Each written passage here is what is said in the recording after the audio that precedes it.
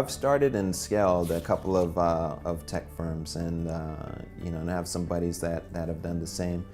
And when doing that, there are a few tips that you definitely want to take into account. And what I'm talking about is going from being a single person company or self-employed freelancer to making that transition to building a team. You're hiring people, you're finding partners, and doing that.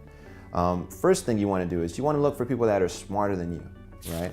Now, if you're doing this and you're successful, I assume that you're extremely talented, you're extremely smart, and you're very hardworking.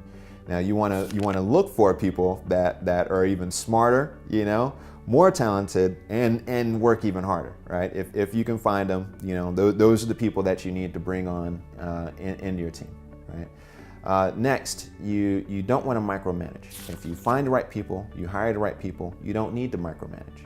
Again, going back to that first point, if they're smarter than you, what you want to do is you just want to get out of their way and let them do their thing, right? And last but not least, you want to make sure that you have adequate cash flow, right? So what you're doing oftentimes is when you go from just being you to hiring your first person, you might be doubling your expenses, right?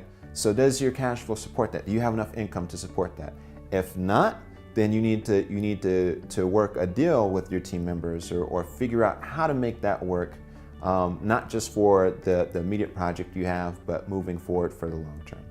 So those are the tips that I would definitely recommend to anybody who's operating as a freelancer now and looking to build a tech team.